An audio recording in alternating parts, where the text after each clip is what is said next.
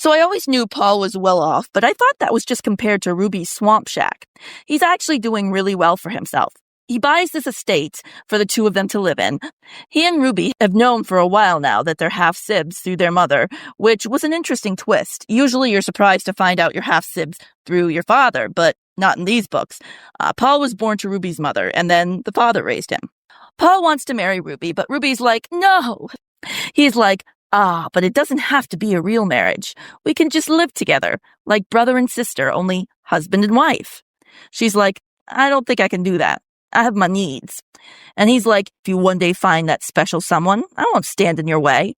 So you see, it's win-win. So she's like, great, let's do this thing. Do we have a feeling, guys, that this could end badly? Mr. Tate, of course, knows that his son has married his sister, and he's shockingly fine with it, so long as they don't spill his shameful secret.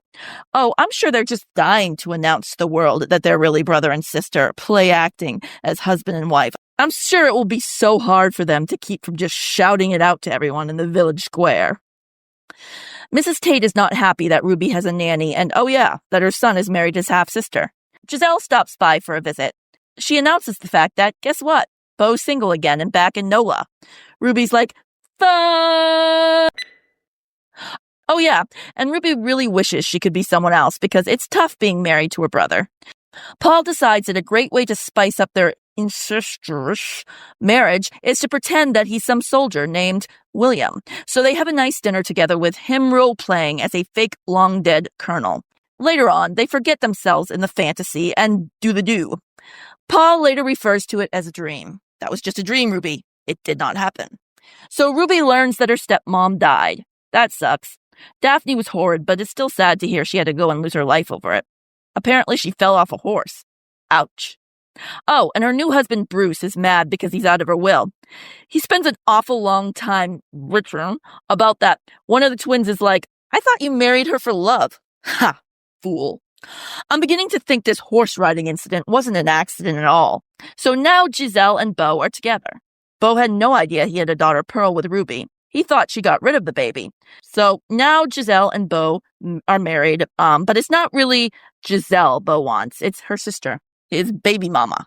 He suggests to Ruby that they have an affair. Ruby tells Paul she's going into New Orleans to hook up with an art dealer. Paul's like, you go, girl. She doesn't want to hurt his feelings, even though he totally said she can peace out at any time if the right man came along. She confides in Beau that Paul is really her brother, and he's like, well, in that case, what we're doing is totally fine. And of course, nobody cares about Giselle's feelings. Her. Paul finds out about Beau and Ruby's tryst, and he does come around and accept that she was well within her sister-wifing rights.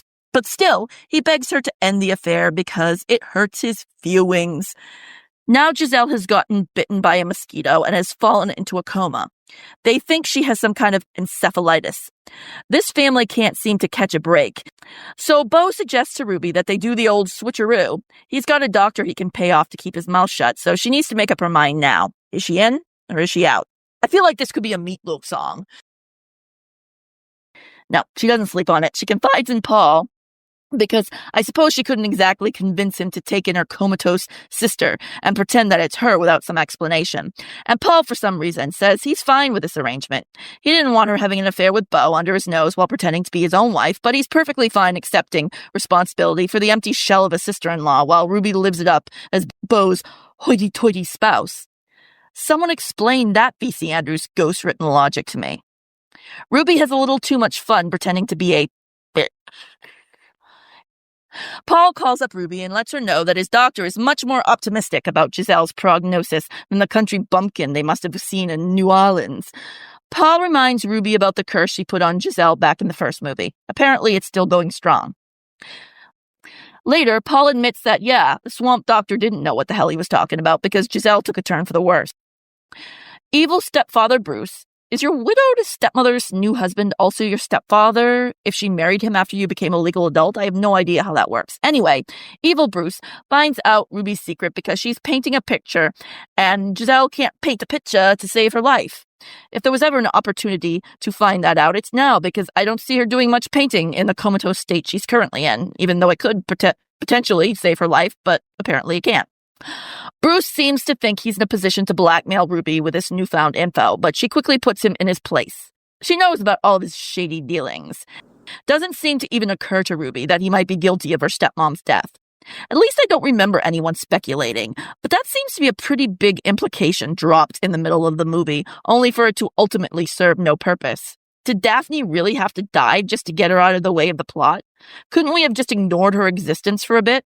And if Bruce is going to be so easily counter-blackmailed, is that a term? It is now.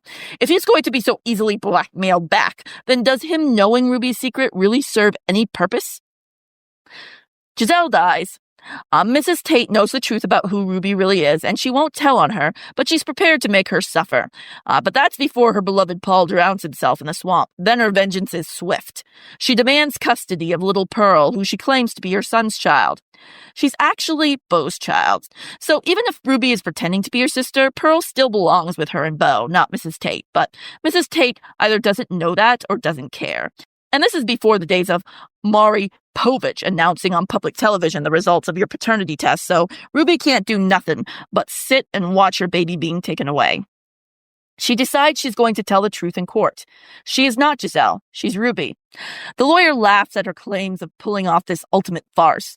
Why on earth would Paul ever agree to such a thing?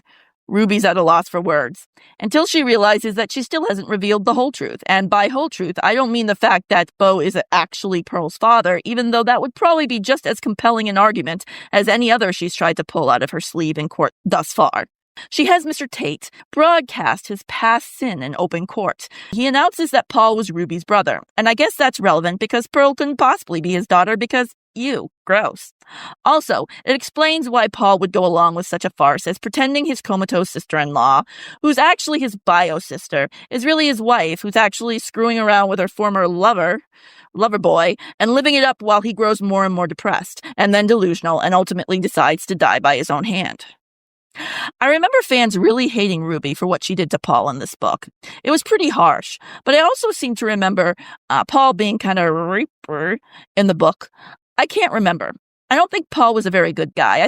I think he was kind of pushy and should have just let Ruby go, and I think he kind of brought a lot of this on himself by not just accepting the reality of their situation.